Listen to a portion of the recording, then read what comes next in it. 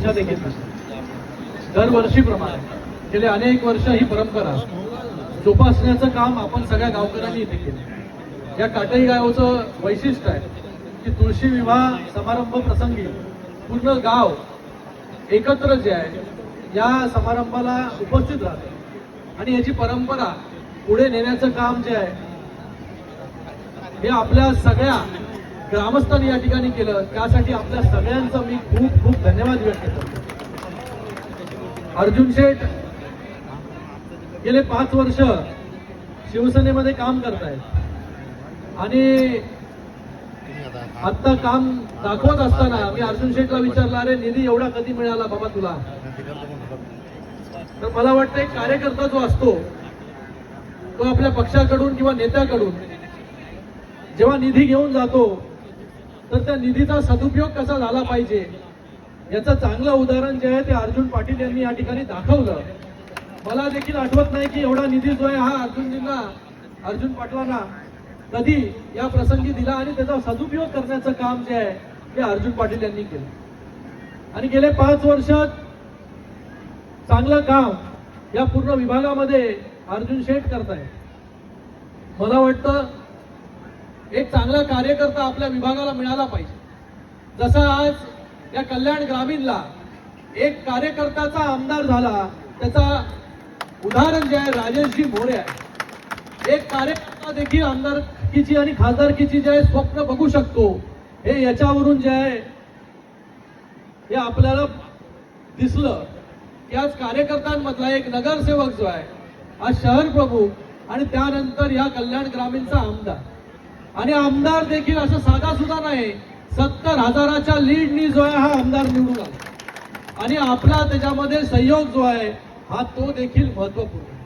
आपल्या या काटई गावामधून देखील मोठं मताधिक्य जे आहे हे राजेशजी मोरे यांना मिळाले. रमेश म्हात्रेजी इकडे आहेत. 2019ला थोड्या फरकाने जे आहे हे मागे राहिले होते, पण तरी देखील फक्त आणि फक्त काही हजार मतांनी जे आहे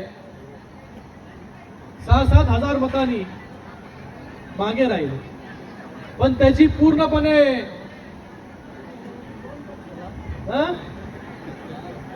भरपाई जी आहे ती राजेशजी मोरे आणि आपल्या सगळ्या कार्यकर्त्यांनी आणि पदाधिकाऱ्यांनी इकडे मिळून केली आणि आपण सगळ्यांनी केली. मी आपल्या सगळ्यांचा देखील खूप खूप धन्यवाद इथे व्यक्त करतो की आपण सगळ्यांनी एका कार्यकर्त्यावरती विश्वास जो आहे हा दाखवला, म्हणून एवढं मोठं मताधिक्य ते इथे मिळालं. आज काही लोक जे आहे ते रडत असतील, पण मला वाटतं ते काय बोलतात त्याच्याकडे लक्ष न देता आपण जे आहे ते काम करत राहिलं पाहिजे. अर्जुन पाटील जे म्हणतात की तुम्ही कोणावरती टीका करत नाही, बघा शिंदे साहेब पण टीका करत नाही, मी देखील कोणावरती टीका करत नाही. टीका करण्यापेक्षा जे आहे काम करण्यामध्ये जास्त आपण जर महत्व दिलं तर काम जे आहे मोठं होतं.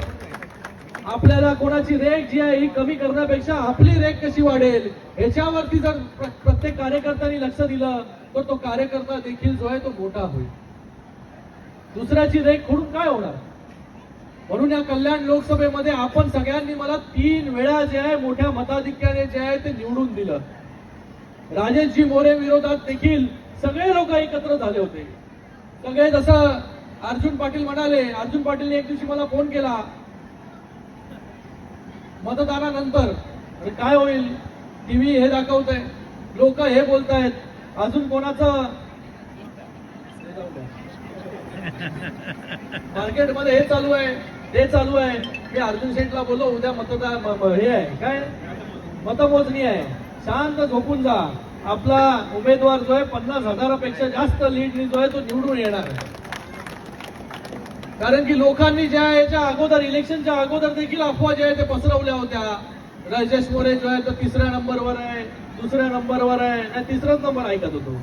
पण राजेश मोरे कार्यकर्ता होता, त्याच्यासाठी सगळे कार्यकर्ते झटून उठले. जिथे जिथे विचार केला नव्हता तिथे देखील जे आहे हे मतदान आपल्याला मिळालं आणि राजेश मोरेंच्या बरोबर आपण सगळे लोक उभे राहिले.